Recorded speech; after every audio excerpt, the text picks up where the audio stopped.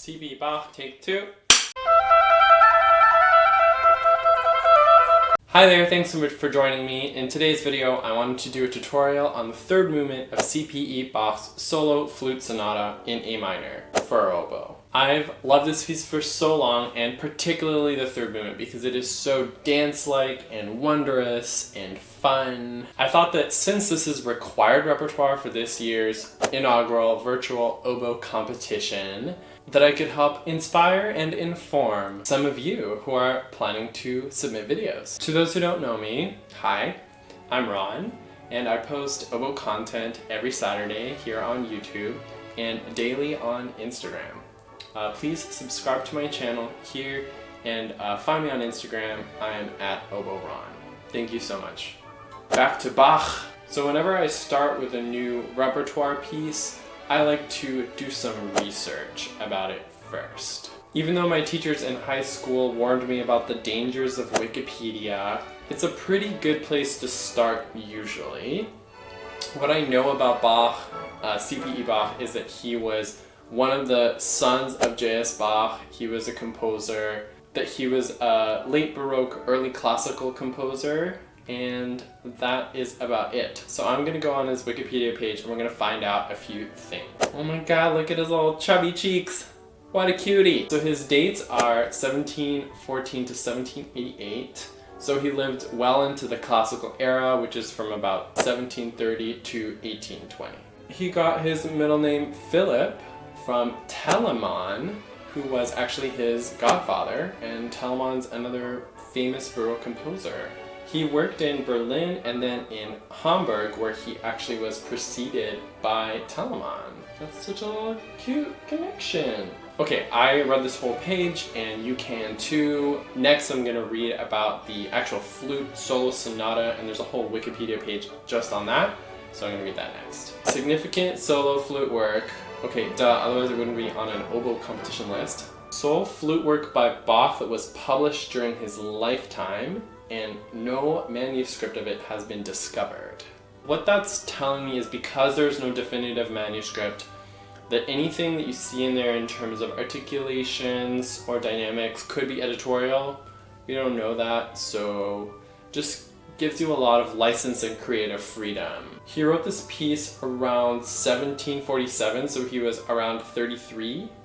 Which means he was at the age that he could have entered the Gen Y category of the virtual oboe competition. It's possible that he wrote this piece for King Frederick the Great, who was the literal flute king of the time. He was an actual king who played the flute, and that he secretly had this piece published without the king's knowledge 2 decades after it was written. Okay, let's get to the section of the third movement, since that's what we're focusing on today. So I understand now why people are hating on Wikipedia, because this section of the article is no bueno. Some highlights. The final movement is faster and more difficult than the other two. The movement ends with a bold passage.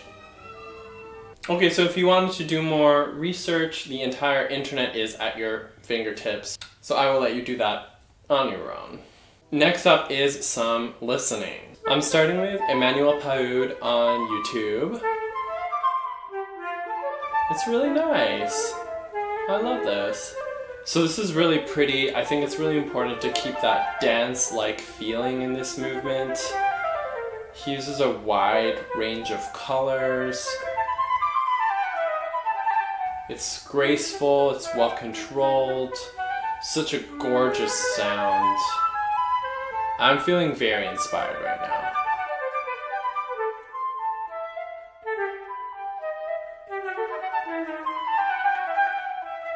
Next up is James Galway. It's very sprightly, very dramatic. I like the drama. I think it's really important to keep that dramatic storytelling aspect of this piece in your interpretation of it.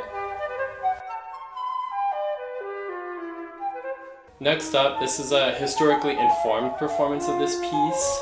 I just found it on YouTube. It had a lot of views. The recording is by Georgia Brown. I think it's really important to keep in mind what kind of flute CPE Bach was writing for, and this is more along that line. I really like this. She sounds lovely. The tempo is just like a little bit slower, but it has tons of nuance and beauty in it. Next up is an oboe recording. This is from Catherine Needleman's first place at the Gelée Fox competition. This video is not on YouTube, but it is on the International Double Reed Society website. You do have to join. It only costs $30 if you are a student. They also have sponsorships available. It's a really fabulous resource and has tons of amazing archival recordings. The link for the IDRS is below in the description. I think you can hear why Catherine won. She just sounds incredible. So many shifts of character, amazing control. She's really telling a story in this. I think those are some fantastic qualities to take away from this recording. So there are just a few points that I want to draw your attention to if you're preparing this piece for the competition, keeping in mind that the deadline for video submissions is just over 3 weeks from the time that this video will be published. The main things are note length, trills, and ornaments, using the harmonies to inform your interpretation. I think that many students might be tempted to play short, kind of all around this piece, and I think that's kind of a mistake. Make sure that all of these repeated 16ths are light and buoyant. Lots of motion.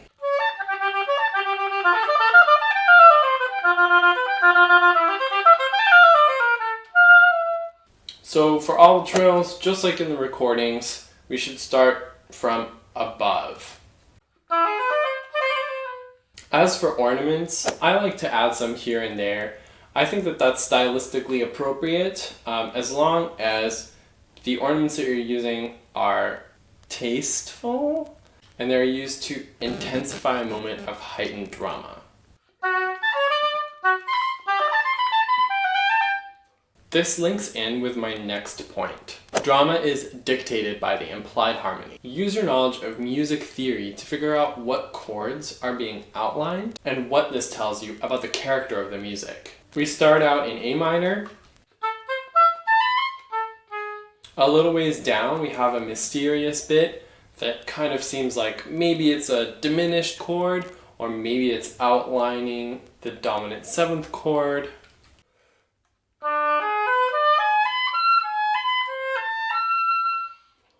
Then next we're outlining a dominant 7th chord, which resolves to G major, which isn't our home key yet, and stays there for just a second before going back to A minor.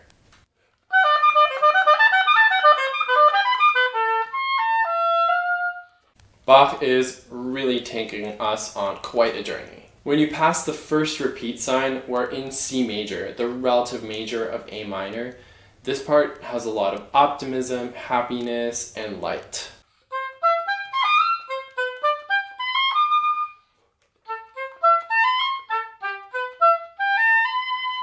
This is all to say, take note of what the harmonies are and use your musical imagination to emphasize them and bring them out to the listener. Try to have a plan for every section in terms of character and storytelling. Now I'll just play through the whole movement, kind of how I like to do it.